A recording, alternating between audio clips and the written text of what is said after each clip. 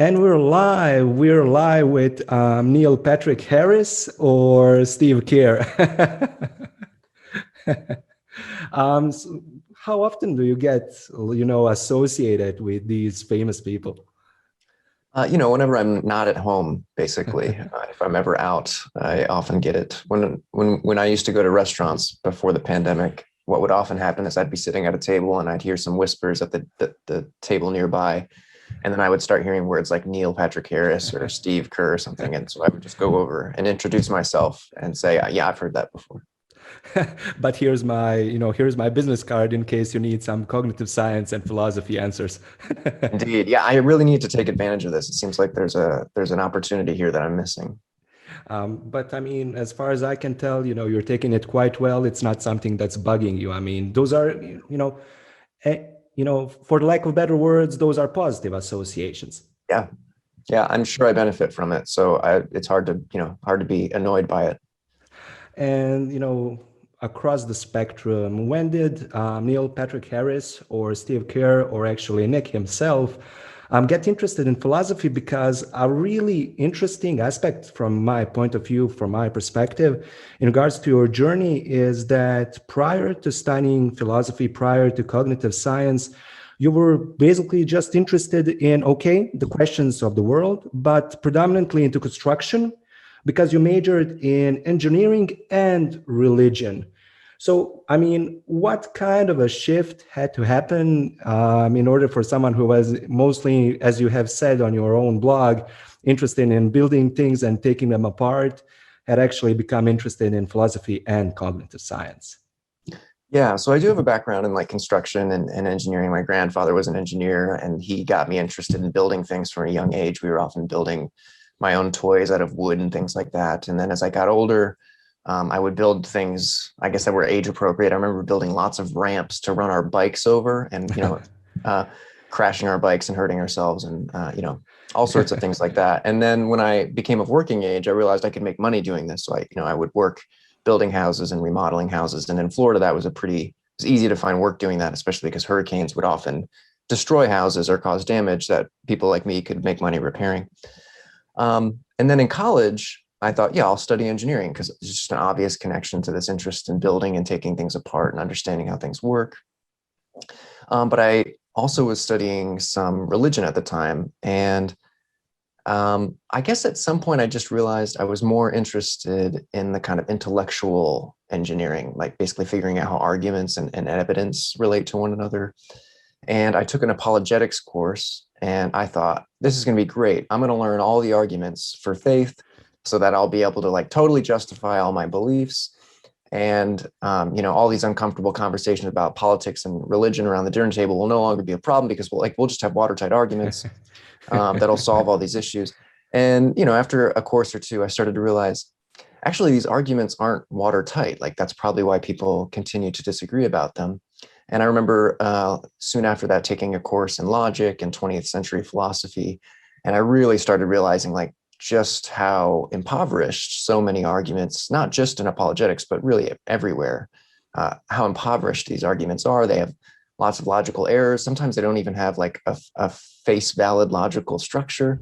And so I became really interested in this. And then one other thing that really probably pushed me towards philosophy and later into cognitive science is I realized that we all basically have more or less the same evidence, right? So, we have different experiences perhaps, but there's in broad strokes, some very similar experiences. Like, the sky tends to be blue, except for when there's clouds or rain. And, we all have a similar sleep-wake cycle. And so there's all these similarities in life. And yet we have like just drastically different understandings of the world. Like some people believe in like essentially supernatural magical beings, and other people think like those things couldn't possibly exist.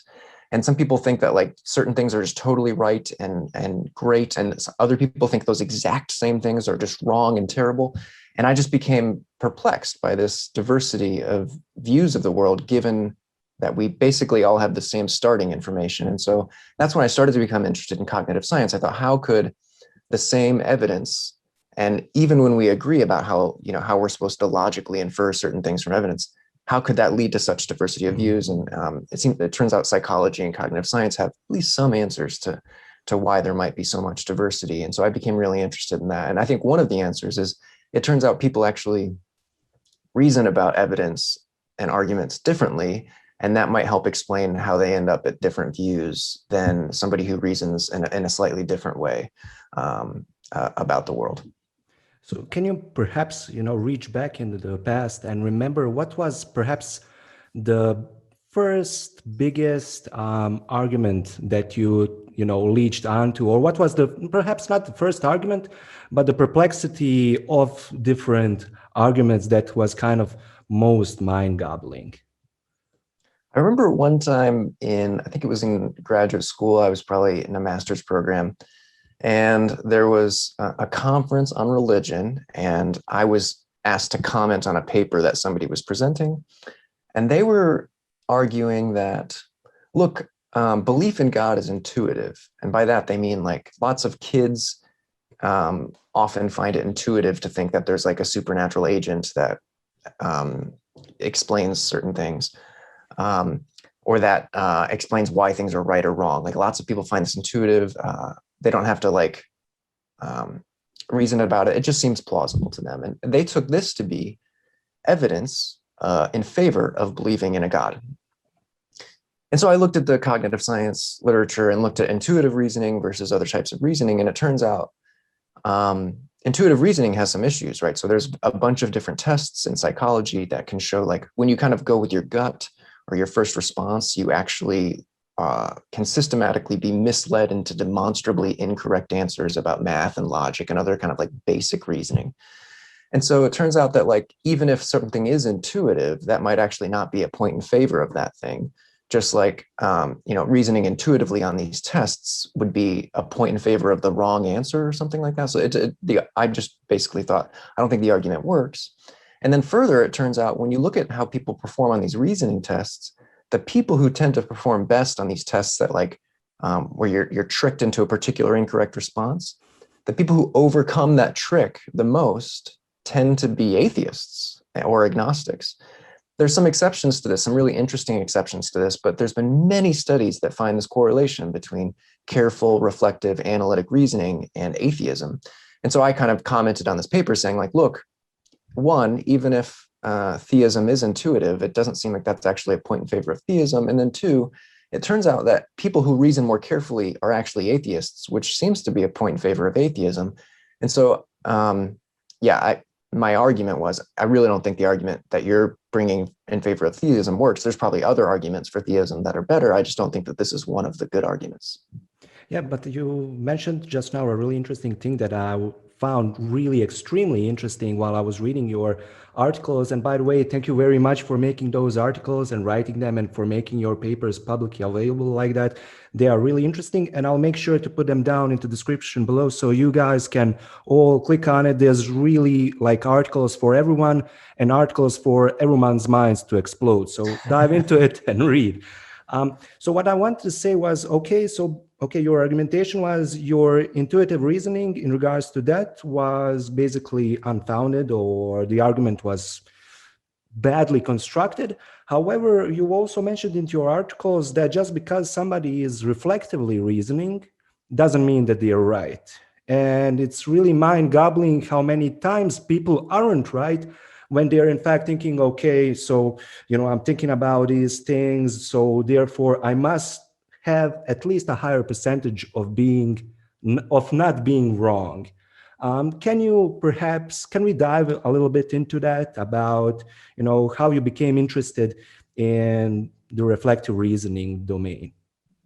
Good. Yeah. So, there is this intuition that if people reason more carefully, then whatever conclusions they come to are probably better conclusions, right?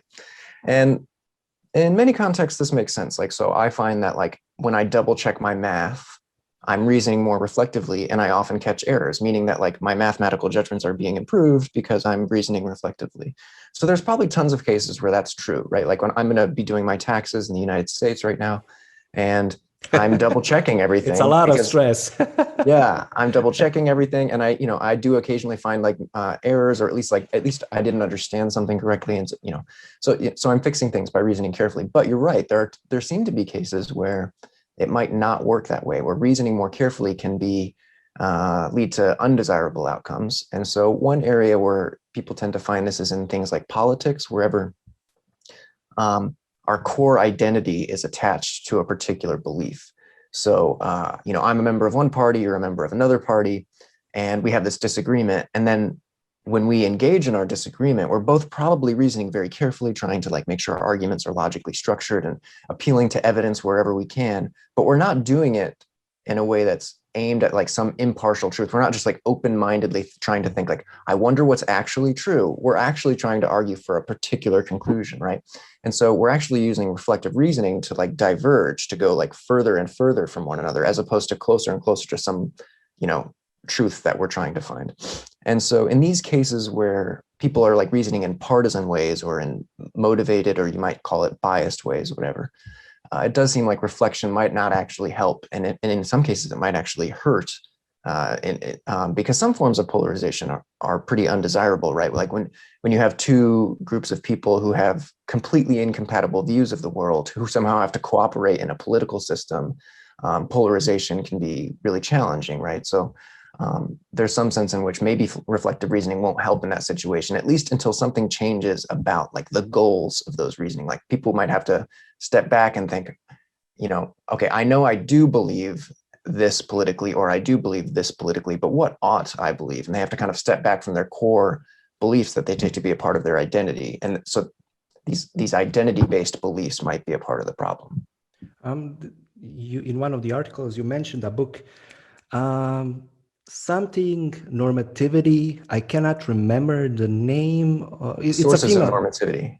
Yeah, and she puts on a really like, you put it really, really well at the end of the article. I believe it was like, okay, these are the things that we're, for example, discussing, that we're trying to find a solution, or not actually that, but it was like, okay, this, correct me if I'm wrong, but you mentioned something like, this is something that I believe, but must I believe in this, right? Yeah, so Christine Korsgaard, she's at Harvard. She has this rather famous book, which I think started as a series of lectures, and it's called The Sources of Normativity. And in this, she discusses this this idea of reflection and what we mean by reflective reasoning. It's good you're asking about this because I haven't really clarified it. So she kind of gives this metaphorical description of it where she says, you have this powerful impulse to believe, right? You're like, it really seems that this thing is true. And, something that most people think is true, like torturing babies is wrong.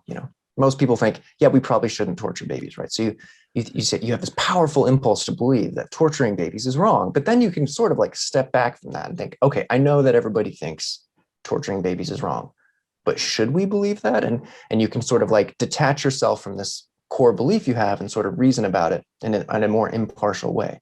And this is what she takes to be reflective reasoning.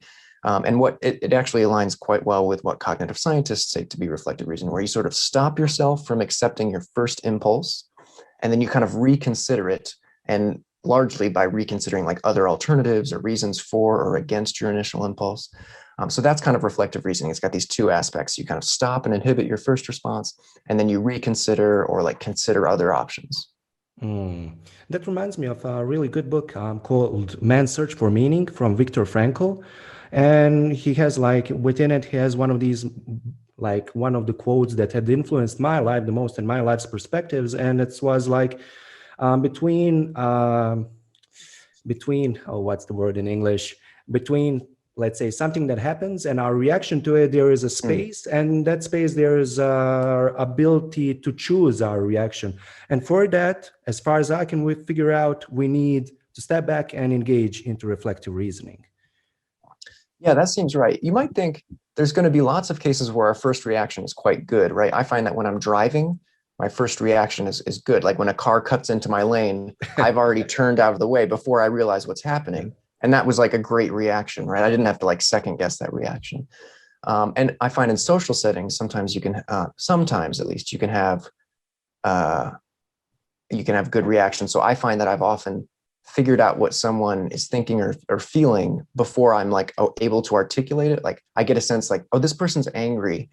And then I realize moments later, like in language in my head, I'm using the words like, oh, this person is actually angry. But I've sort of realized it in some pre-reflective level before I was able to articulate that. And so there's some judgments that our first reaction is fine or good or efficient, but there's plenty of situations where you're right. We could have a reaction that we maybe don't want to have. And so we should inhibit that and maybe consider an alternative reaction. And social reactions are actually another category where this might happen, right? There's probably certain groups of people who are like very dissimilar to us, or maybe we just don't have very much experience with people like this. And so we might be, I don't know, concerned or afraid or have some sort of weird negative type of reaction to these people, even though we don't have any good reason to be. And so we should probably reconsider that reaction when we're having it and look for an alternative, more positive and productive and affirming reaction to those people. Yeah, and for a goal that has within a dialogue between us and those people a really good, and not good, but like, okay, we can philosophize about that, but like a really constructive essence, because I found that, and this is something that I thank you very much for, because you've opened my eyes to it. In the place where I live, Bosnia and Herzegovina, the Balkans, we've traditionally been divided, across ethnicities. We've had a recent war and so on and so forth. And the common thought across, let's say normal thinking people is that more dialogue, more reason would be the thing that would, bridge the gap and which would make the dialogue more constructive and which would actually lead towards less wars and cooperation. But it's really not the case unless that reasoning has a concrete goal at the end. Good. Right. So this would be one of those cases where the goals of the discussion or the deliberation or the argument or whatever are really going to have a strong impact on the outcome, even if everybody involved is reasoning very carefully, right? So if the goal is to just defend my team, then that might not be a very productive conversation, right? It's like, I find that this in sports, right? You have fans of this team and fans of this team, and they want to argue that their team is the better team. And it's not a productive or enjoyable, well, it might be enjoyable, but it's not a productive conversation. It's just like two people who just want to say like, I'm better, our team's better, kind of regardless of the evidence, right? It doesn't matter like how many wins or losses there are, how many fouls there are, like people just hold to their beliefs, right? And so that type of conversation is unproductive. So you might think, well, what if we change the goal of that conversation from which team is better to like, what are the great things about this sport in general that like both teams can appreciate, because, they're both fans of the sport, not just of the teams. And so when you have this like superordinate goal or identity that kind of connects the people on either side, then you might think the discussion and the reasoning could be more productive. And so in the case that you're thinking of, if there's like some superordinate identity as Bosnians or as humans, right? I find with my colleagues, I often have to say like, well, what should we think as scientists, right? Not as like particular theorists, right? Because sometimes there's so somebody buys this theory, but not this theory. And so there's a disagreement. And so we have to step back and say, okay, but theories aside, what should we think as scientists? And so these superordinate identities might help us kind of reframe the discussion in a more productive and unifying way. And this I kind of discuss in a paper that hasn't come out yet and is still under review. It's called bounded reflectivism. And the idea is that reflection does have benefits, but it also has limits. Hence, it's bounded.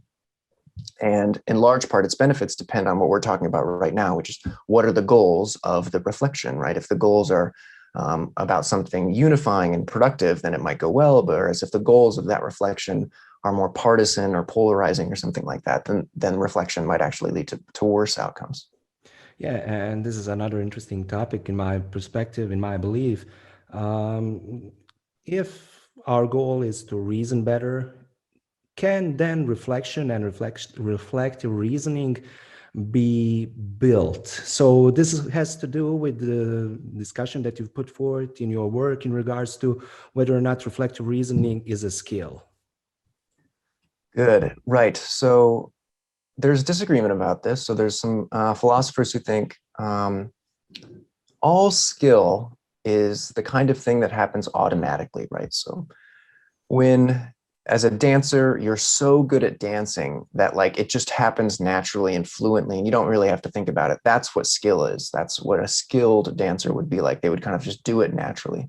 And you might think it's similar for, I don't know, any sport that you can imagine. Chess players, right? They often make a move without fully understanding why it was a good move, but they know, like, based on just thousands of games of experience, like this is probably a good move, right?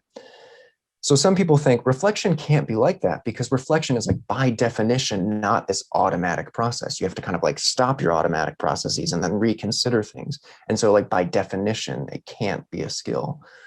But then other people say, well, reflection is something you practice. And so, like, when you are becoming a good chess player or becoming a good dancer, you are kind of reflecting on the movements over time until, like, you've done something thousands of times, and all of that reflection allows it to become automatic, but only because you've reflected, like, over many, many, many, many instances. And so reflection can lead to a skill and be like an essential component of a skill, even if when you're exercising that skill, you may not be reflecting that time, but you reflected the thousands of times before it. And so these people say, look, even if skill doesn't involve reflection in the moment, it involved reflection every moment prior to that to build the skill. But then there's even people who say, so this is people like Barbara Montero, who say, actually, I'm an expert dancer. I can tell you from years and years of experience, there has never been a time during any performance where I don't have to very carefully pay attention to my movement. It's not fully natural. Despite how natural it looks and how fluent it looks, it involves incredible focus and attention. And so even in the most like refined instances of skill, reflection is still involved. So there's a spectrum to where reflection just can't be a skill, to, well, maybe reflection's involved in skill, but not in the exercising of skill. And then on the other end of the spectrum, there's this view that, like, no, reflection is involved in every part of skill up to the final, moment of exercising that skill.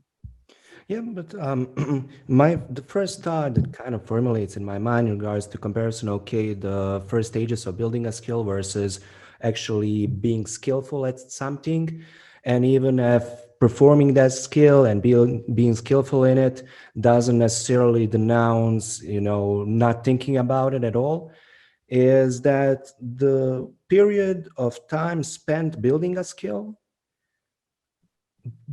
so this is just from my point of view, it's just something that I think perhaps could be true, is that you put in a lot of more conscious and deliberate effort into thinking about what you're doing, versus when you're actually performing after, let's say, all those years of practice, it's more of a matter of focus, perhaps, because you're not thinking about every individual detail. And I think this could be tied, perhaps it could be tied to a really great example, and it has to do with driving a car. When you're skillful about driving a car, you're doing it automatically, and the moment that you're thinking about, oh, okay, like, how do I shift gears, or why, for example, how I don't remember coming through those 4 stops, did I go through the green light, it kind of becomes stiff. And that's in my instance, the first example that comes to mind is like when everything's going fine, when you're talking with a girl, with a woman, and then you're thinking, okay, did I say something wrong? And then you start saying things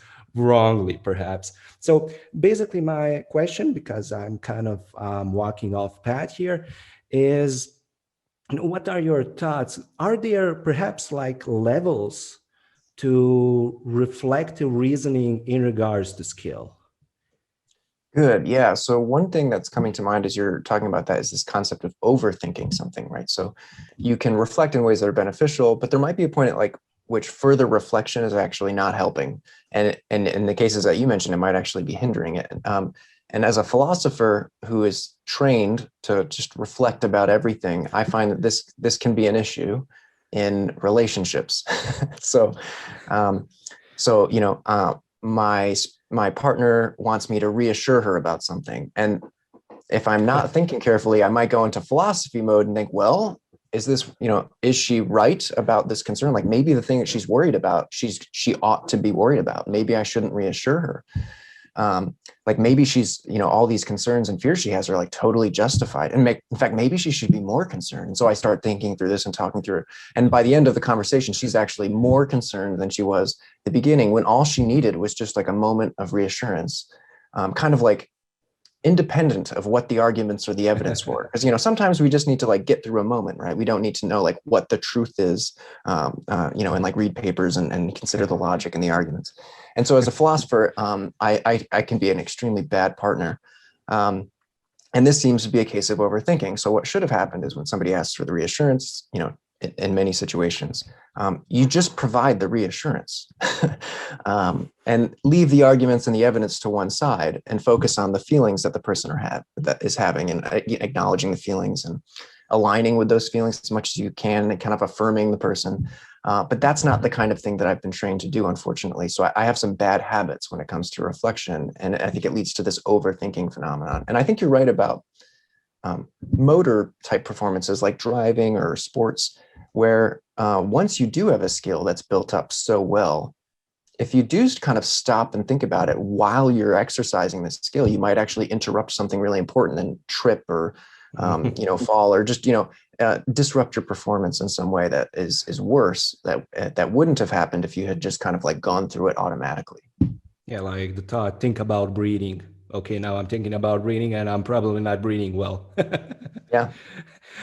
You mentioned earlier, okay, so in some instances, it's not good to build arguments or, to engage in discussions. Sometimes it's really important to just, get the words out of a person and, just go through the moment, as you put it. But in regards to arguments, and you have a really neat flow chart, I'm going to put it perhaps like in the bottom right corner, I believe. We'll see whether or not that works on YouTube once it's there. How does one, or actually, let's not say how does one build a good argument. What's a bad argument? Like in your experience in working with students and through your own knowledge, what do you think are the components of a very, very bad argument? So in general, I think there's two rules that all arguments should follow. And I really do think it's that simple. There's like, you can take classes on formal logic and critical thinking, and they're going to teach you all sorts of stuff about like, all these informal fallacies and all these formal fallacies and how probability and statistics works. But all of it really comes down to two rules. And if you break those two rules, your argument's probably not very good. And the more that you break them, the worse the argument is. So good arguments have to have premises that support their conclusion. And then those premises ideally would be true. Or if you can't show that they're true, they at least need to be plausible. Those are the two rules. Premises support the conclusion. Premises should be true or plausible. So a bad argument violates one or both of those. So, here's an obviously bad argument. Roses are red, violets are blue. Nick is the smartest person on planet Earth, right? So those premises are just not related to the conclusion about Nick being the smartest person on the earth. Like Nick isn't even mentioned in the premises about roses and colors. And so they couldn't possibly support the conclusion about Nick because they're just not at all related to Nick. That's a special form of how would I say, argument violation. It's something in Latin. I can't remember what the name is, and it might be non sequitur. Yes, and it's really like I was Googling it, and there was a really funny explanation. I know, for example, the ability to think critically is certainly useful. Therefore, bunnies are hopping around, and it's like it can be really comical from time to time. Yeah. So another famous conclusion is the moon is made of green cheese or blue cheese or something like that. So you'll have two premises about something that seem like true and plausible, like roses are red, violets are blue. And then the conclusion is about something else, like the moon is made of blue cheese. And so, this is a non sequitur. The premises don't support the conclusion, so they break the first rule because they can't support the conclusion. But notice the premises are true, like roses tend to be red, or at least there are some roses that are red, and violets do tend to be blue or purple or something. So those are true. And this is important because a lot of people think, look, as long as there's true stuff in the argument, it must be good, right? Like this is what fact checking is all about. Like people are so concerned about fact checking. They seem to think that like, look, as long as the facts are right, then whatever the claims people are making must also be good. But they seem to miss this other point where it's like, well, not all facts support all conclusions, right? So You can like make a claim that's true about like the unemployment rate in some country, but not just any old conclusion can follow from a true claim about unemployment, right? So you need to pay attention to the whether those premises about unemployment actually support the conclusion that's being drawn from it. And what role does bias have in all of this? More concretely, implicit bias. Okay, good. So I guess there's a lot of roles that bias could play. Implicit bias is definitely one of them. Implicit bias is often thought of in terms of a social bias, usually like related to how we perceive faces, especially faces that look, like faces that look like certain races versus other races. In terms of arguments, I want to get back to that implicit bias, the social implicit bias, but there is a bias in general that we all seem to have in favor of conclusions that we think are true, right? So any argument you give that has a conclusion that I think is true, I'm more likely to think that that's a good argument simply because the conclusion aligns with what I already believe. So if you had given me that argument that roses are red, violets are blue, Nick is a smart guy or whatever, I'd be like, that's probably a good argument because I really like that conclusion. Now, obviously, that's a silly example, but you see this in politics all the time, right? You can go on the Wall Street Journal and read lots of conclusions that lots of people are going to like. And if you examine the arguments closely, you'll realize that many of these arguments are actually bad arguments. But people pay a subscription fee, a substantial subscription fee, to get these types of arguments because they really like the conclusions. And you can go to the Washington Post and get different conclusions that other people really like and look at those arguments and find that those arguments aren't always very good either, but lots of people like the conclusions and so they accept the arguments. So we have this bias to accept arguments that have conclusions we like, regardless of how good the argument or how bad the argument often is. I've been getting this a lot during the pandemic. Somebody will be like, hey, check out this article where this doctor says such and such about what's going to happen in the next 3 months. And it's usually from a person who really likes the conclusion, like it's in favor of whatever they think should happen in the next few months related to the pandemic. And then I look at the argument, I look at the statistics and the evidence, and I think they've made like a basic error that like a freshman in college would be able to identify. And this person didn't realize it because they really like that conclusion, right? And this happens like regardless of political affiliation. I'm not like attacking any one political party here. Okay. Let's, before we touch the implicit bias, we've mentioned like, okay, so the premises have to be truthful or at least not probable, but there's another plausible, word. yeah. Plausible, yes. And the conclusion has to tie in with the premises and also, follow through them. And, those two things have to be right, but in practice, and whether or not it's academic practice, whether or not it's real world, because I have a feeling and I have a nudge, if you can argue well in the world, that means that you can negotiate well. And basically you need negotiation wherever you are, whatever you do, in whichever aspect of life. So how does one learn to build good arguments? How does one practice? Is it just a matter of practice or?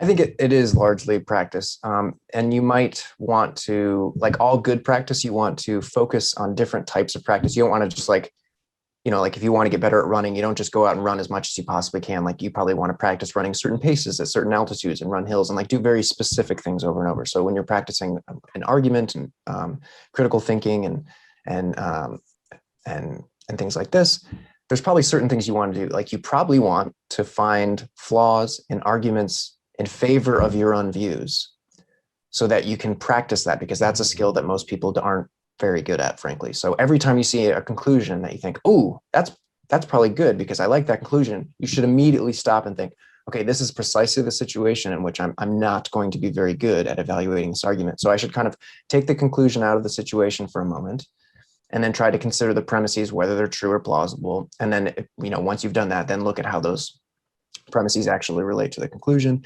And you might have to cheat sometimes. Maybe you're not going to be very good at evaluating the argument. So you might need to like go to this kind of the people who disagree with the conclusion and see what they think of this argument, because they're probably going to be much better at finding the flaws in the argument than you will be. And so until you get good at this, you might need to kind of like see if what you can find that's wrong with the argument, and then check your work against the people who disagree with the argument to see if you caught any of the things that they caught. So definitely practicing evaluating in arguments in general is great, but really focusing on arguments that you're likely to accept without reflection, that's probably something that would be extremely valuable. And you did mention this flow chart, and I think John Cook and some other colleagues came up with this flow chart to evaluate. You can use it to evaluate all sorts of arguments, but they've created it to evaluate arguments about climate science. And it's very easy, right? You just kind of start at one point and at the flow chart and go to the next point, and it like asks you a question about the argument, and then you could look at the argument and see what the answer would be. And depending on what the answer is to that question, you go to the next point on the flow chart until you've gotten to like the end of the flow chart. And what you'll find is loads of arguments about climate change are just littered with issues that make the argument, either useless or worse. And so with this one flow chart, you can evaluate a whole family of arguments about climate change. And if you just kind of take out some of the climate change specific terms from this flow chart, you could really use the flow chart to evaluate any argument, because it's really just asking about general principles about how we're defining terms and whether we're appealing to certain fallacies, or whether like evidence actually, whether certain conclusions actually follow from evidence. So yeah, it's a very useful flow chart from John Cook and colleagues. Yeah, we're going to put it again right here in the bottom right corner.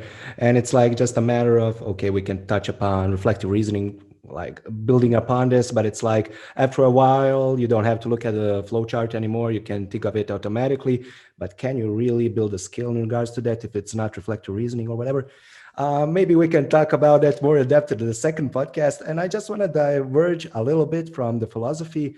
On your blog, you say that you're when you're not philosophizing, when you're not thinking about and writing and doing research, among the things that you do, you run, as I assume, because I saw the Strava link. Yeah. It's not active, just so you know. And it's I'll fix that. Okay. Yeah, it's not active. I mean, I don't have Strava, but I was like interested. Okay, how many miles does this guy run?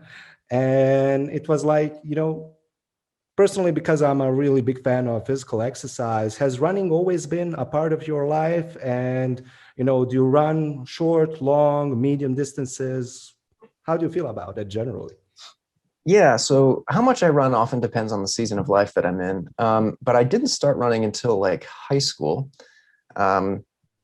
And I don't remember exactly why I got involved. I wouldn't be surprised if like girls were involved. Like maybe there was a girl on the cross country team and I wanted to be interested in the girls, so I became interested in cross country. Things like that are like explain so much in people's lives. Anyway, I started running in high school and I've been running ever since. So I don't know, over a decade. And I started as a miler. So I would run the mile long race was my race. I was never very good. What was the personal best? In high school, I think it was like a 5-minute 17 mile. That's not very good in the US. Like I would not get a scholarship to do that. I did run in college, and in college, the race was the 8K. So it's like about 5 miles. And I think my personal best there was just about 30 minutes. So like 6-minute miles for 5 miles. Again, I'm not winning competitions with that. It's a good pace. I mean, once you translate it relatively into a, let's say, half marathon pace, it would be really, really good. Yeah. So if I could sustain that for half pace, I think my current half marathon pace is probably close. Like my best half marathon pace is probably closer to 6-minute 45 second per mile. So I slow down significantly when I go that far. But running has been really helpful for me in a lot of ways. I think you're alluding to this, but exercise is incredibly valuable when it comes to well-being, like mental well-being, physical well-being. It can reverse all sorts of like maladies that people have physiologically. So it's great for that. But I also find that it's kind of a great way to unwind. Like I find I want to go for my longest runs after a hard day at work or after a very difficult family situation or something like that. And sometimes if I'm not stressed, I find that I can get a lot of mental work done on a run without even trying to. So I've had a lot of breakthroughs out of paper that I'm working on, for example, where I'm thinking, oh man, I really didn't understand this data set. I really thought we were going to find this. We didn't find that thing. And so I'm just totally puzzled about it. And then I realize on an hour or two long run, oh, I think this is something I should look into. And then I look into that and I realize that's actually a very promising way of analyzing the data. And so there's just loads of benefits to exercise, whether it's running or anything else. Like I do strength training as well, just because I want to have some strength as an older person, and strength only goes down over time. So it's like, it's a losing battle that I have to fight against until I'm old and tired. And is it a losing battle to battle against biases, against implicit biases? Because yet again, this is something that comes to mind in regards to, quote unquote, fighting off the biases that have to do with ethnic and other conflicts. It's like, okay, if you can reason well against the bias, that means that you'll neutralize the bias. But sadly, this is not the case. Yeah, it doesn't seem that you can just easily think your way out of a bias in the moment. Usually by the time you've had a reaction to someone or something, you've already communicated something to that person, like through your face or through whatever your like instant reaction was. And so you can't just think your way out of it in that moment. But I do think there's some evidence that suggests that, sort of like we were talking about earlier, there's certain things you can practice that might help overcome some negative habits or reactions that you tend to have to certain people or groups. So there's some evidence suggesting that something called counter conditioning might work. And the general idea with counter conditioning is it's the opposite of conditioning. So if every time I try a certain food, I have a bad experience, then I'll have a negative implicit bias about this food. Like just thinking about the food or seeing a picture of the food, I'll kind of recoil. Yeah.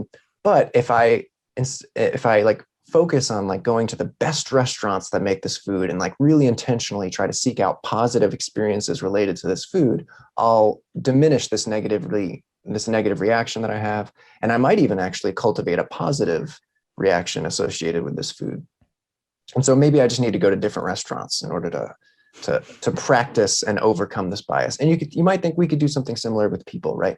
I might not be as likely to hang out with certain people, or maybe because of the news that I watch or some other thing that I do in my life, the evidence that I have about certain groups is actually very selective and biased in a way that makes me think negatively of a group of people. And so I might have to like watch different news or get information from other sources in order to get kind of the other information about these groups of people, or God forbid, like just spend time with these people in person, right?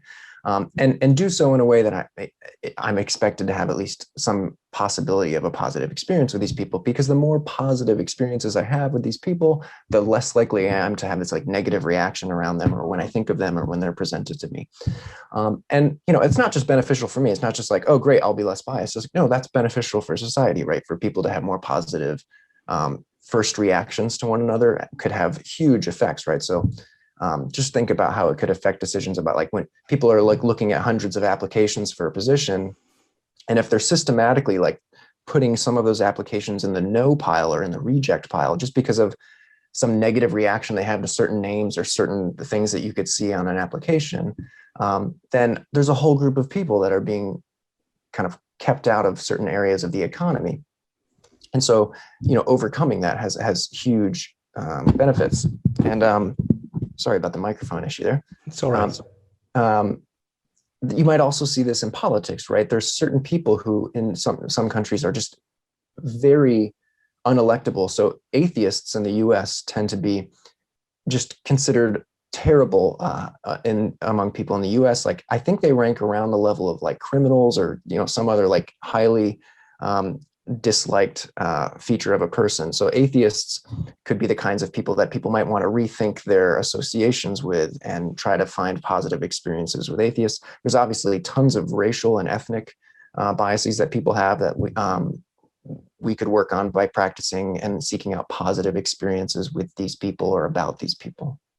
Yeah, and it's really interesting because the first thing that has to be crossed in those regards is that the person has to be open to the possibility that they're biased. And one of those things is, so yet again, of course, this is only on my opinion. I believe that we're biased about much more things than we'd like to admit. So it might be it might call for pragmatism. It might call for a question of, okay, I might be biased so that we don't get, as you have an article, into bias anxiety, but to choose the things which matter most so we can get rid of bias or neutralize the bias as much as possible in those things first. So the first thing would be, okay, openness to finding bias in oneself. But the second thing is being aware that just because we are aware of a bias and just because we don't want to be biased doesn't mean that we will not in fact be biased. And there's you mentioned in your article, doing one of the research via the IAT, or the implicit association test, which actually pointed out that even the people, not even, but that some individuals, which I would say, for example, let's say prize themselves of not being racist, of, being totally, looking for, equality across genders and everything, are still implicitly biased about, for example, I'm going to actually cite it, is that racial features automatically trigger positive or negative attitudes in those people. And this, yet again, I would like us to talk a little bit, because we're nearing the end of our conversation time, is, okay, we have to be aware, okay, we have to be willing to work aggressively, not aggressively, but attentively towards it in and of ourselves. But it's also important, and perhaps the most important thing, is to have people around us who will provide feedback for our possible biases. How does bias feedback work, or how should it ideally work? That's a good question. And I'm not sure I've got it figured out. I guess that's kind of a caveat that goes with the entire conversation. I haven't got it all figured out. But yeah, so there's these interesting results where people who you would expect not to be biased, or those people at least themselves expect themselves not to be biased in a certain way, and certain tests seem to reveal that during that test, at least, they were exhibiting a bias. There's a question as to whether that means that they always exhibit that bias, but at least during that test, they seem to be exhibiting a preference for, one type of face versus another, for example. And the example that's really interesting, you kind of alluded to, is like, for instance, a Black person might have an anti-Black bias on certain tests, at least at certain times, which is surprising, I guess, to lots of people. And so, this question of what could we do about this? And I do think it comes back in some ways to feedback, like you mentioned, but feedback can take many forms, right? So one form of feedback is, I do something at the office or say something at the office that was unwise or negative in some way that I haven't realized. And a colleague says, hey, when you said this, I think that might have affected certain people in the room in ways that you didn't realize. Or maybe they just asked me like, hey, what did you mean by that thing that you said, in a more open-ended way? And that might trigger me to realize, oh, maybe something I said was a poor judgment and I might need to follow up with someone. So feedback like that, like social feedback, is probably great. But I do think there's this other type of feedback where we are largely seeking out tons of stimuli on our own, right? The things that we watch, the things that we listen to, the places that we go, that is constantly informing our kind of like stereotypes or beliefs or representations of various people and groups and ideas and traditions. And if we're not careful, we might go places and consume things that actually shape these representations in ways that we're not aware of, and in ways that we actually don't like, but we don't realize that it's doing that, right? So I think, to go back to the earlier conversation, we might have to become more reflective about what we are exposing ourselves to and in what proportion. And I think if other people do things to us or around us that like raise concerns about potential biases, I don't think it's inappropriate to bring it up to this person. At least for me, I would want my colleagues to bring it up to me before, at least certainly before, raising it up the ladder, so to speak, because I'm extremely concerned about bias. And so it would be heartbreaking to find out that I've done something that could be like some form of negative bias. And so I'm very interested in that personal feedback, but I also think I have a responsibility to look at my own ways of consuming things and living my life, and how that's giving like how I'm choosing my own feedback and shaping my own representations. And I have a responsibility to do something about that independently of whether anybody else wants to give me feedback.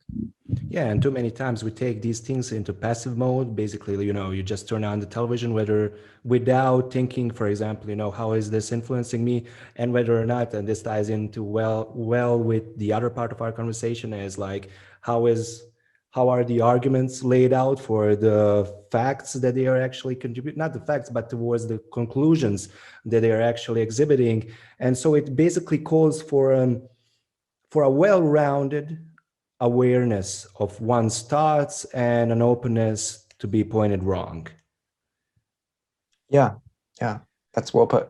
Yeah, thank you, Nick. Thank you very much for your time. And I know that this isn't a question that I've sent to you before we agreed upon the date and everything, but I'm really interested in that. I'm always interested in what smart and experienced and educated people can advise to me as a young person, 23-year-old, and to everybody else who is in search for various truths or in search for the ways that the truths can be actually found. And my question would be, like, maybe from the top of your head, which free books would you recommend? Or maybe not recommend, but which free books do you think are a must read or a must read for everyone? Yeah, that's a great question. There's a series of philosophy textbooks that are all free. I think it's called the Open Philosophy Project or something. I'll try to make sure I send you a link to this. But basically, you have this on your blog, right? I think so, but just in case, I'll make sure I send it. But there's an open philosophy, like a logic textbook that's entirely free. I think there's a philosophy of mind textbook that's now completely free. There's many more that are going to be created. So it's the kind of thing where you could start consuming these things now and you would just get more and more and more over time. So I think that those books are both great content, but somehow also free, because the academics and others who have made this have decided, like, we don't want to put a barrier to this knowledge and this information, and we want to make it as accessible as possible. So let's make it free. So yeah, that link is probably on the philosophy resources page that I have on my blog, but if not, I'll make sure I get it to you. Okay. Thank you very much for the recommendation. I think that you have this link because I've accessed it, and there is all sorts of like free text that you can navigate via the website. Good. Okay. Nick, thank you very much for your time, and I hope to talk to you soon again. Thank you so much. This has been great.